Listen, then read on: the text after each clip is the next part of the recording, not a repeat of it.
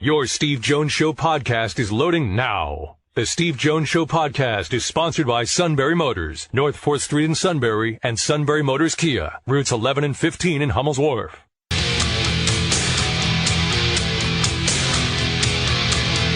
This is the Steve Jones Show on News Radio 1070 WKOK. Now, from the Sunbury Motors studio, here's Steve Jones. Today's show brought to you by Sunbury Motors, 4th Street in Sunbury, Sunbury Motors Kia, routes 11 and 15 in Hummel's Wharf, and online at sunburymotors.com. Ford, Kia, Hyundai, best in new inventory with great warranties. So important.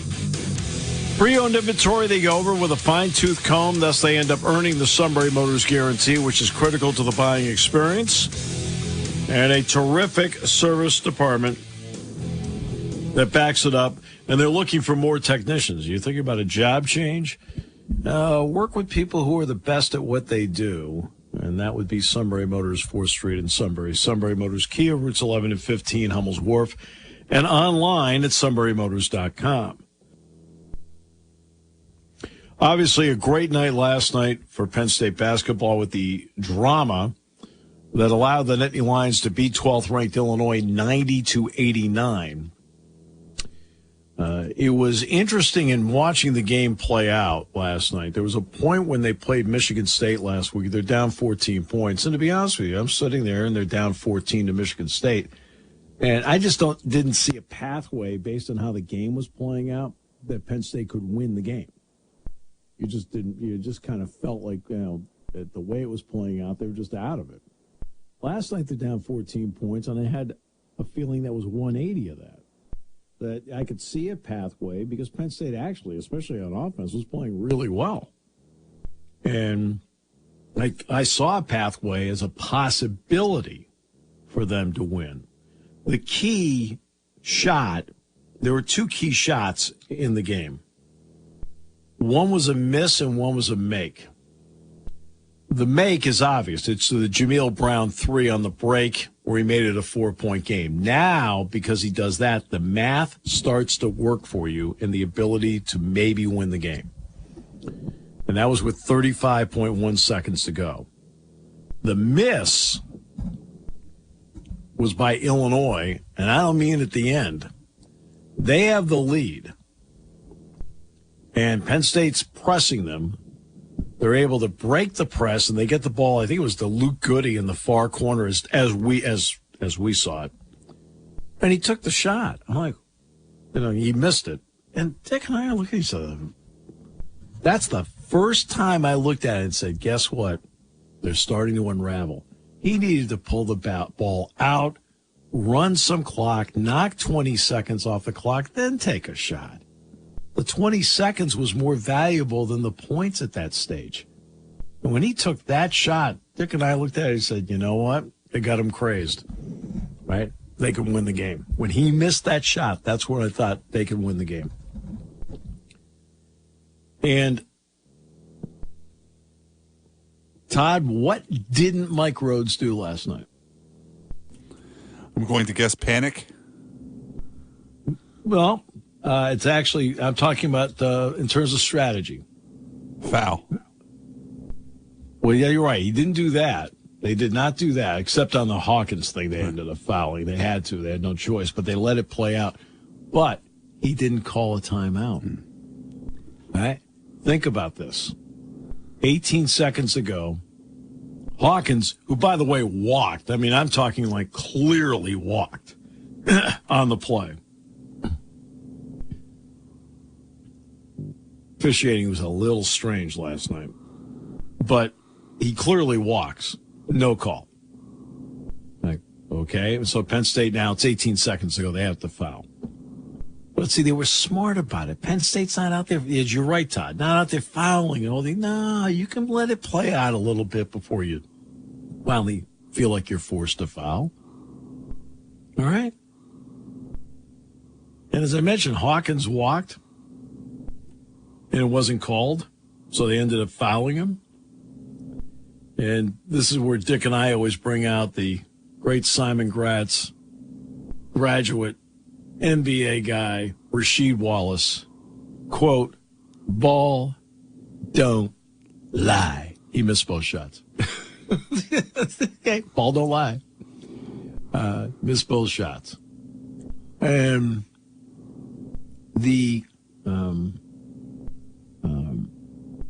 and then Penn State gets the rebound. Now remember, Illinois is out of timeouts. They had trouble getting the ball in. They had to use their last 2 timeouts.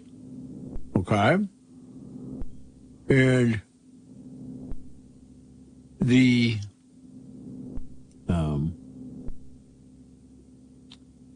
Penn State let it play out. So you're talking about a team in Illinois that I think their bench was expecting them to call a timeout somewhere in that sequence.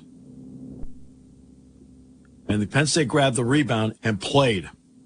No timeout. Which meant for Illinois, no chance to do what? Set its defense. Uh-oh, Houston, we got a problem. Now they have to go out there and they have to set their defense. Okay. All right. And that became, and then in the scramble, Ace gets into the lane. Now, Mike wanted him to go further.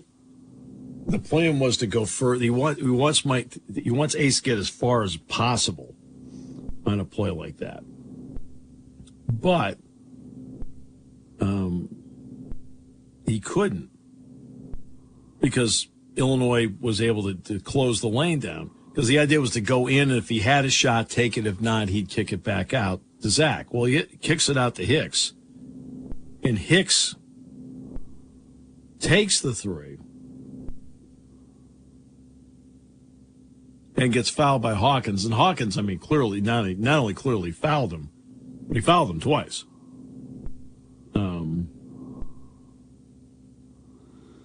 On the play. And and he goes to the line, and Todd, he acted as if there was no big deal on the face of the earth in terms of hitting free throws. I'm talking none, 0. Like it was no big deal. I was going to say, I think it was in Dave's story this morning, Dave Jones's story this morning. That was kind of Zach's quote about going to the line too. Yeah, it was no big deal. He went in there and took care of it. Okay. I don't think he hit rim on any of the 3 of them, did he? No, he did not. And then what didn't Penn State do again? There's 4.2 seconds to go. Instead of calling timeout, which allows you to, quote, set your defense, right? Guess what?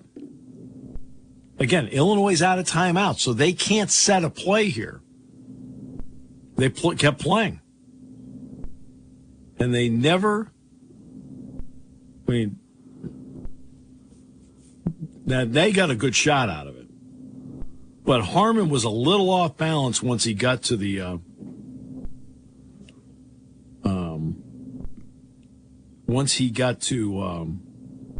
the bucket. And that was, and they were able to, it rolled off. I mean, he got a good shot out of it, but he's a little off balance. And Penn State won. The place went crazy. But, when Jameel Brown hit the 3, that's when Mike called the timeout. With 35.1 to go. He called the timeout after Jameel hit the 3 to make it a 4-point game. After that, he didn't use any timeouts. The next 2 timeouts were both called by Illinois, and they were back-to-back because they couldn't get the ball in. And you could just tell at that point they were a bit crazed. Like, okay. I mean, you know as well as I do that that's the point of that press and the point of that defense. And, they do call a timeout with 3 seconds left. That's probably more of Illinois' advantage at that point, too. I'm sure. Right. I'm sure Mike wants a little better defense than they got going up the court there, but. Well, Hawkins made a good pass to Harmon. Yeah. That's the side. What did I say about yesterday about Hawkins? I said he's one of the top 5 to 7 passers in the league. And you can see it there. I mean, the guy is a good passer. There's no getting around it. And that was, and then they charged the court, and it was great. Penn State in the first half played most of the half with the lead. That was really important because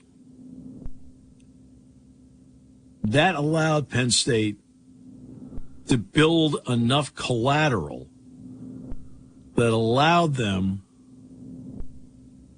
to stay within hailing distance when Illinois got hot. And Illinois, look, let's face it, when you are sitting there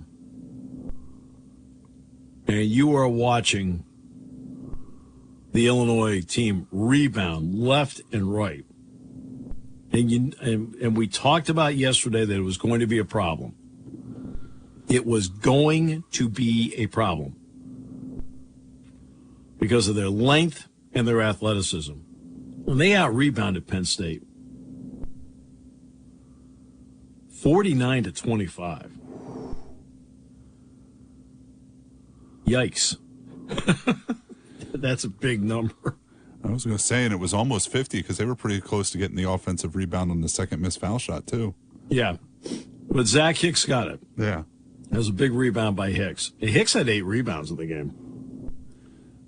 And, I mean, that's the one part you're worried about. Well, there are 2 elements there you're worried about. One, you are worried about him making the free throws. 2, if he misses, they're so good they might get the ball back. Great.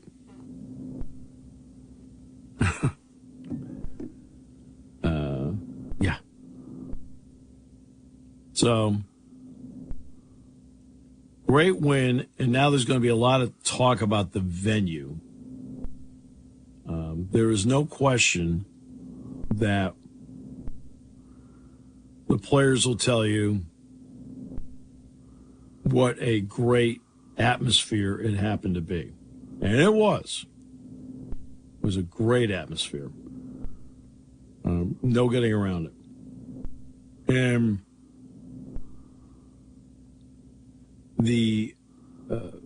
but as Brad Underwood pointed out, and he's absolutely correct, they just played at Maryland. They had 18,000 people there. They won the game.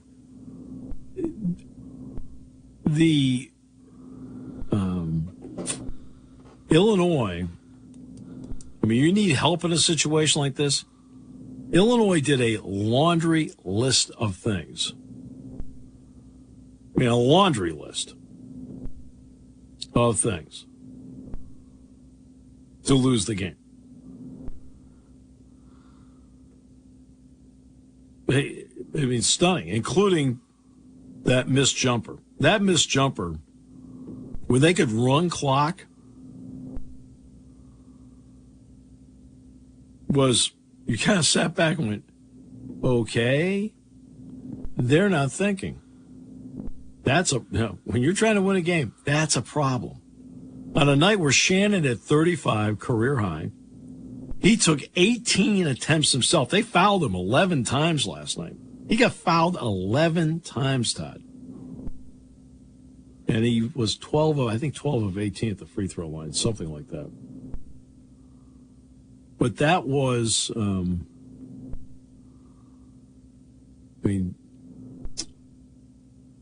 that was big. And it was about 2 minutes to go, and Hicks had just hit a jumper, right? And right now, Penn State's down 8. And they broke the press, and Goody took the shot. You're like, what is he doing? That made no sense. The time meant more than the points at that stage. And he missed the shot on the play. And Penn State went right down, boom, and hit a 3 from Zach Hicks. And I think I said in the broadcast, that's a 6-point turnaround. Okay.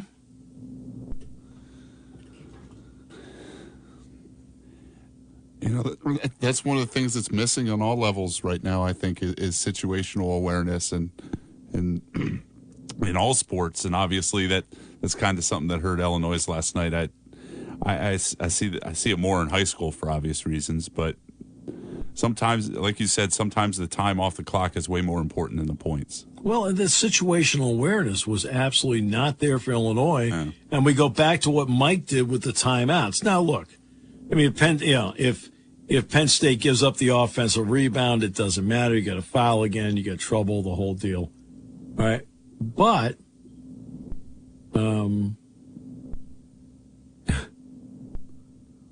then he decides not to call a timeout. He trusts his team. Well, I mean, Penn State could have missed the shot, which Zach did, but he was fouled in the play. He almost made it. But that was that Penn State's situational awareness was exponentially better than Illinois. I mean, way better than Illinois. And yeah, I'll make one quick comment about the officiating last night. There was a play where the ball goes off DeMask's foot and it goes into the seats. And the three officials were all looking at each other like, okay, well, who's that off? I'm like, oh, Nick and I are like, what do you mean, who's that off? He dribbled it off his foot and it went out of bounds. It's like, oh, what are we doing here? Okay, I can see one guy missing it, but all three of them, they're all looking at each other confused. I'm thinking, this is not good. They didn't have to go to the possession arrow for it, did they? Oh, no, they didn't. They finally decided it had to have gone off his foot. Well, like, nobody saw it. How can you not see it? Oh, goodness gracious. I'm like, okay. You really think so? Sure you do. And remember, in one of the timeouts that Underwood took, it was to tell Terrence Shannon not to take threes. I'm not kidding you. Right? No, don't take any threes. Just keep driving to the bucket. Okay, good. Which is the right thing to do. I mean, but that was like Shannon was out there and he's like, you ready to hoist one? He's like, yo, no.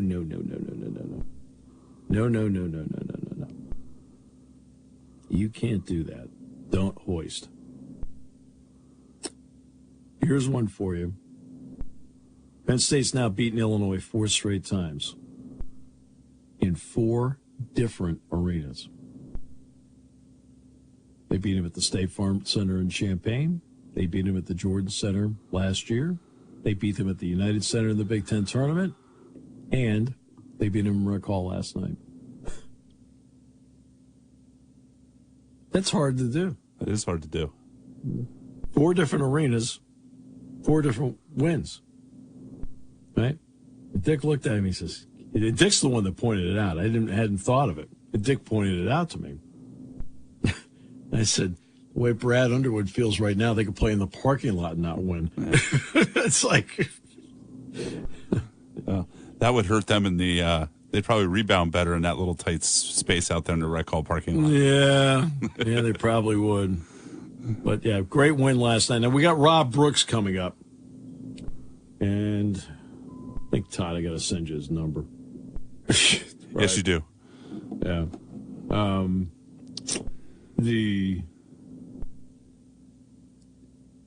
There's going to be a debate about where to play Penn State basketball. We'll address that a little bit later. Because I know for Mike a priority is it's not building a new venue or anything like that. Mike really wants a practice facility. He felt that was a game changer for him at VCU, and he feels it can be a game changer here for him. I mean, I think that's higher on his priority scale. But we'll talk about that because after last night, look, playing at Rec Hall does not guarantee you're going to get a win. Playing at Rec Hall guarantees you're going to have an atmosphere. After that, then it becomes a question of, because, I mean, I've done a lot of games at Rec Hall where Penn State pulled upsets, dramatic, incredible, the whole thing, and I've done games where Penn State hasn't won. So, I mean, I sort of run the gambit here. You know? All right. We'll come back with more in a moment on News Radio 1070 WKOK.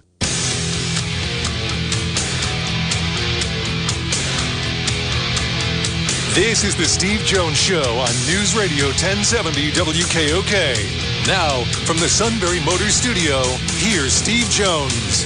Today's show brought to you by Sunbury Motors, 4th Street in Sunbury, Sunbury Motors Kia, routes 11 and 15 in Hummel's Wharf, and online at sunburymotors.com. Ford Kia Hyundai, best in new inventory. Great pre-owned inventory with the Sunbury Motors Guarantee. Terrific service department that backs it up every step of the way. At Sunbury, 4th Street in Sunbury, Sunbury Motors Kia, routes 11 and 15 in Hummel's Wharf, and online at sunburymotors.com. Time now to bring in somebody who's thoroughly outstanding at his job to begin with, but also at the same time has had a front row seat to history because he is the play-by-play voice of Iowa women's basketball, Rob Brooks. Brooksy, how you been? Good. The Steve Jones Show. I love that opening. Well, they were trying to come up with a clever name. That's the best they could do. Rob, quick story for everybody. 1954, and no, I did not do the games, Rob. 1954.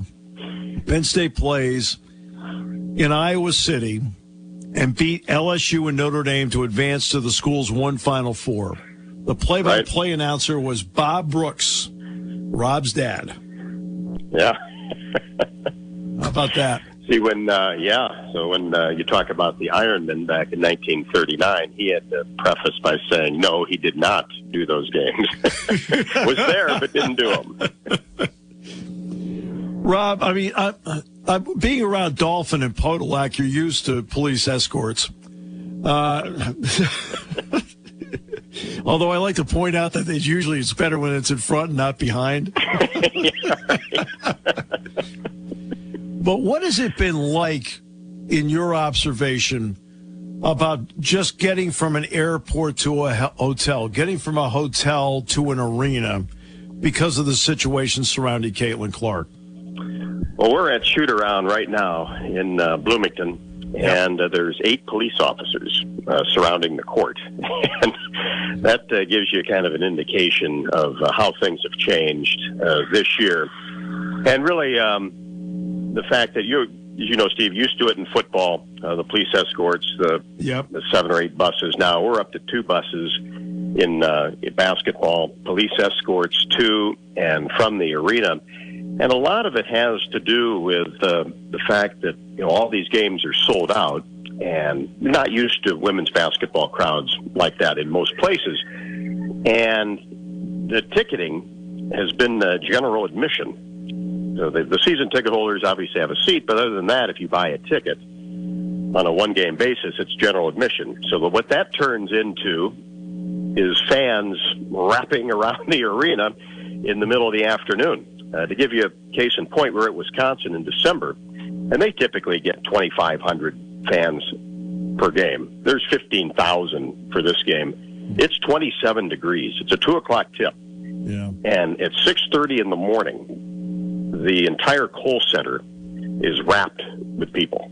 And it's been like that just about every stop. So the traffic has been really tough. It's like a football Saturday, traffic-wise, everywhere. So, yeah, it's a police escort to and from the stadium, back doors at hotels, and, just having a police presence at all times. Hard to get into a hotel elevator because people are, milling around once they find out where the Hawkeyes are staying. It's been an experience from a basketball standpoint that you never thought you'd witness. You've done a national championship game. That was last year, and now you're calling history. What has that been like for you, Rob?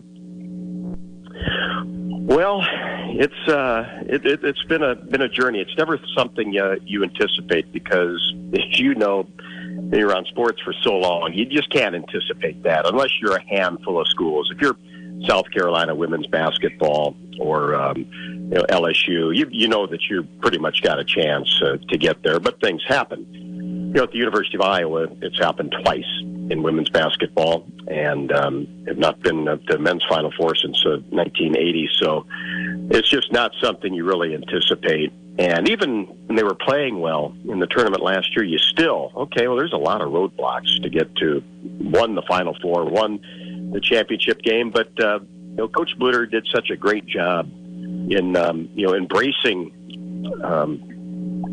all the fan attention and all the pressure to hey, this is it, you got to get to the Final Four or bust, and talked about it, how it was a privilege to be in this position. And I think the team really embraced that and has continued this year. They've really handled this well. Caitlin Clark's handled it well. You think about the mental pressure that is on that kid, night in and night out. I mean, it's a show, right? I mean, people are there to see you. It's like going to a concert. You are there for a specific reason, for the most part. Now, it's a good basketball team, but you've got a star that people that don't even like basketball follow. And just how mentally tough that is, night in and night out, and still to perform.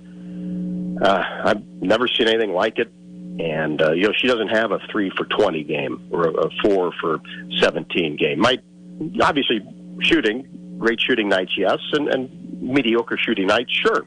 But she can do so much else that you still can get that experience and get an idea what she's like. But that's been extraordinary to watch how she's handled that.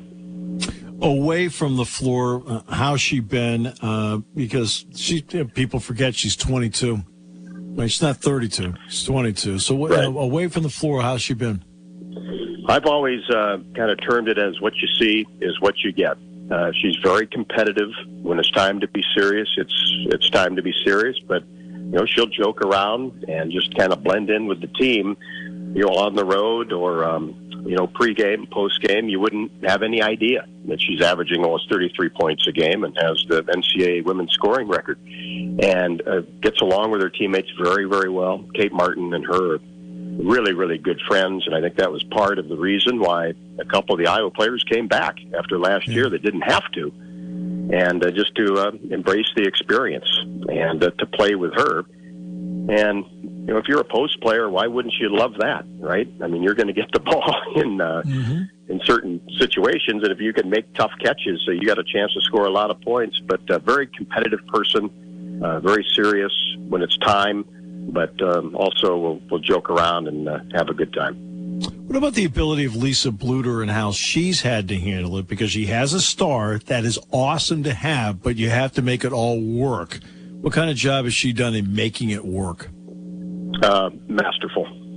I think you're right. I mean, that can be a blessing and a curse. And she has molded this player from when she was a freshman to now, improved every single year. And you got to remember, Megan Gustafson, who was here 5-6 years ago, was also National Player of the Year. Kathleen Doyle, 4 years ago, was Big Ten Player of the Year. She's coached 3 Big Ten Players of the Year and will be a 4th. Well, actually, Megan had 2. Caitlin will have 2, and then Kathleen Doyle. So that's 5 within the last 7 years, and 2 National Players of the Year. So development and just the ability to mentally get you ready and improve every single year, add things on the court, but also work on your demeanor, work on everything off the court as well.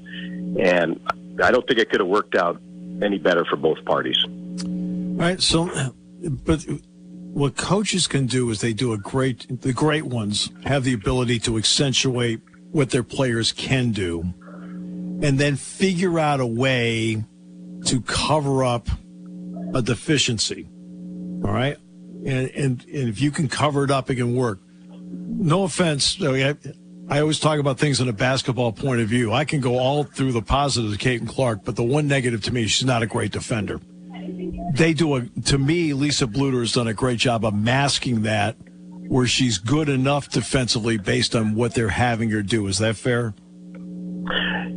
Yeah, and I think absolutely. And they aren't going to put her on the toughest opponent. One, because it's too taxing for 35 minutes. Yep. And number 2, not the best defender on the team, but I'll tell you what, she has really improved her defense. I mean, basically, when she got to Iowa, you're in high school, you're the star, you're a 5-star recruit.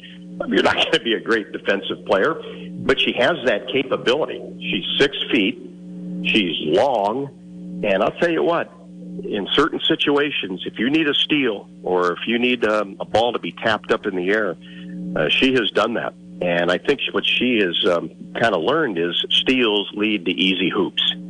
And obviously with the defenses she sees being double-teamed and triple-teamed, okay, if you're going to average over 30 points a game, 1, you got to get to the free throw line, which she does. But number 2 is how can you get some easy buckets in transition? And that's off steals. And I would say in the back half of this year, she has greatly improved in that aspect of it. This is a better defensive team than it has been in the past, and I think she's part of it, where she's locking in intensely on that defensive end. Youth is a disease and it can be cured, but when I saw her early in her career, freshman into her sophomore year, I didn't feel like she had great situational awareness. Now I feel like she orchestrates situational awareness to the highest level. Is that fair? Yeah, it is. I think, her freshman year kind of played like she was still in high school and didn't handle some of the tough defensive pressures at times, trying to find that open teammate, really embracing the assist and maybe taking some bad shots. And that has gone away. And you still have to let her be Caitlin, right? I think that's part of the beauty of it. It might be a bad pass here or there to try to make that perfect pass, or a logo 3 when maybe you didn't need it, but that's okay. You have to live with some of that. Name me a play that even surprised you because you've called every shot of her career and every play of her career. I'll give you a game. How's that?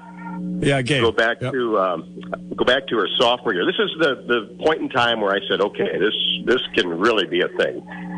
And it was kind of late January, her sophomore year. Iowa had a couple of key injuries to the starting 5. So they're really down to like 7 or 8 even total players playing at Michigan, top 5 team in the country. And Michigan gets off to a great start. And, place is rocking and rolling. Michigan has a lead of over 20 points through 3 quarters. Sunday afternoon. Most teams, okay, let's go home. We don't play till Thursday. We'll regroup, and we'll go on from there. And she came across the timeline, one step, started the 4th quarter, and fired a shot.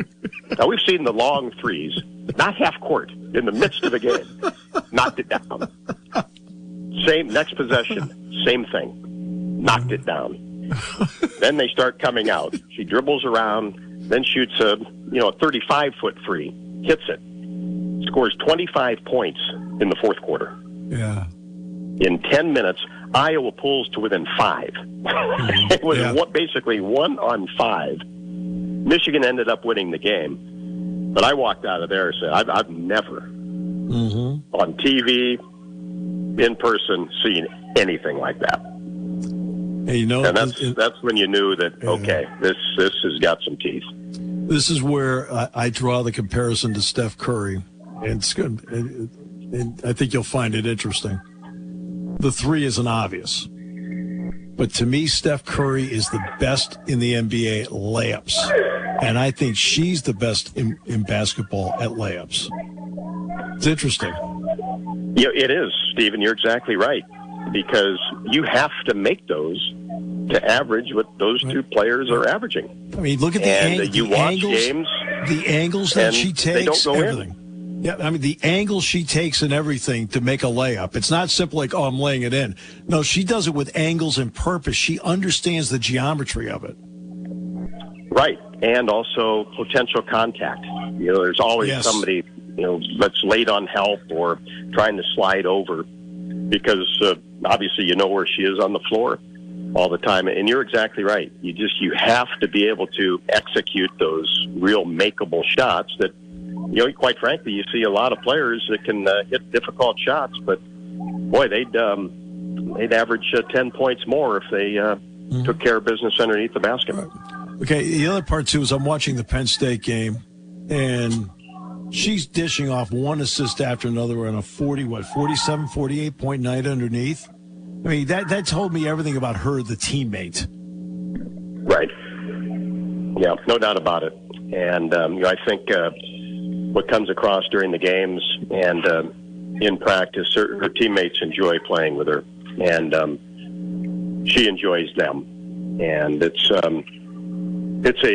a great thing because you really see the joy on all of their faces, and they enjoy being around each other.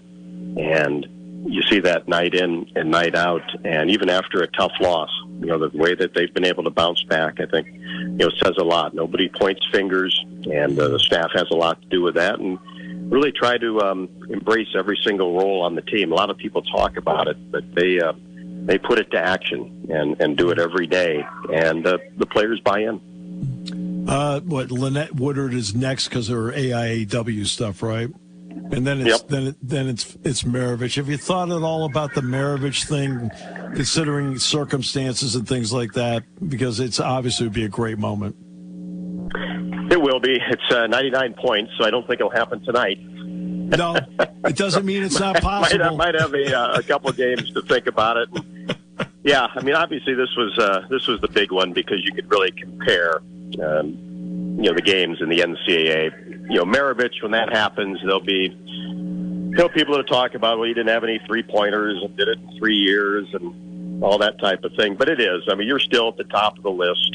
She's only in her 4th year. It's not like she's a 6th-year senior or anything. Mm-hmm. So it will be. I'll think about it. I'm not ever one to write anything down or same here or anything like that. But I'll think about it, and kind of how it comes out, it'll come out. I'm the same way. It happens. It happens. I always tell everybody if it's a memorable call to match the moment, great. If it's not so great, they'll still remember the play. So right. It still went in, right? It still counts. Yeah, I don't really worry about it too much. Rob, you're the best. Oh, no, you're the best. You did a great job with all this. They couldn't have handpicked anybody better to handle it than you. You've been terrific. Well, appreciate it, Steve. I know you had a fun one last night. I watched the whole thing from the hotel room, and what an atmosphere that was. Yeah, no, it was great. But you'll see a crazy one again tonight. You see a crazy one every night. So it has been. Hey, Rob, thanks so much. Appreciate the time, and good luck to all of you out there. That's great. Appreciate it, Steve. Great to talk to you. Hope to see you soon. You too. Rob Brooks, the play-by-play voice, outstanding play-by-play voice of Iowa women's basketball. Just to give you a little insight on what it's been like traveling with the Caitlin Clark Show. And it's been a show. It's been a show. And Rob's had a front row seat to all of it. And again, just one quick thing about Maravich. Maravich scored, I think, something like 700 points in freshman games and things like that, which it doesn't count. But let's just celebrate the fact she's doing it. And let's just celebrate it'll then remind everybody of Maravich's career. But let's celebrate the fact that she's doing it. It's a great moment. Right? Let's have fun with it. Let's not argue over it. Let's just have fun with it. Enjoy it. Absorb it. Right? This is something that we haven't seen from anybody. Oh, I mean, are there differences and so on? Sure, who cares? Right? We argue about petty things all the time. That's what makes this show go. We'll come back with more in a moment on News Radio 1070 WKOK.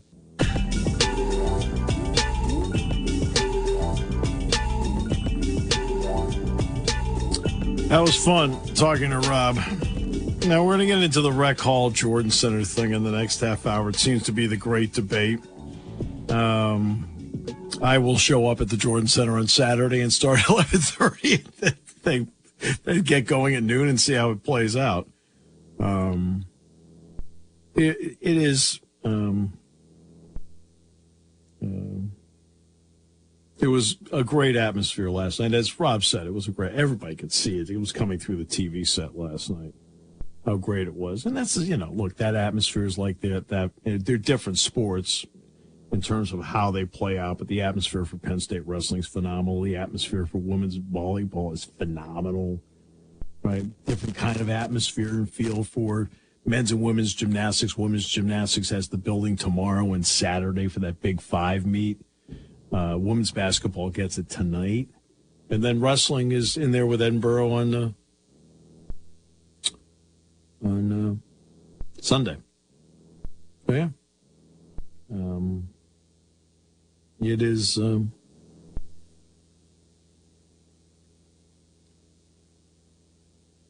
one thing I would have changed last night, the students were always along the sideline. Always along the sideline. Back in the day. And they were in the end zone last night. Okay. I'd have put them on the sideline, but that's me. Maybe, hey. Right. And, look, you don't win every game you go in there. I mean, I've done a boatload of games in there. I think, I'm just guessing, at least 250 of them, I would say, at least. And when it's all said and done, it's somewhere between 250 and 300 I've done in there in terms of men's games, because I've done other events in there. I've done over 400 events in there between all the TV stuff I've done with men's and women's gymnastics and women's volleyball and men's volleyball and women's basketball. And, so I mean, and wrestling. People don't think I've done a lot of wrestling. I've done at least 50 wrestling matches in my career on TV.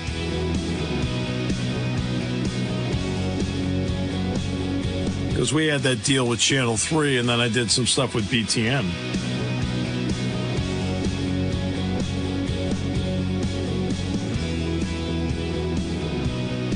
I think people forget that BTN hasn't been around all that long. 2007. Oh, way longer than I was thinking. Yeah, but I mean, between 1980 and 2007, before that, I was doing all these events with Channel 3. And I remember one time, I want to say it was like 2004 maybe? Or 2005, Penn State opened at Northwestern in basketball. I flew back and did a wrestling match on a Friday night and flew back to do a basketball game in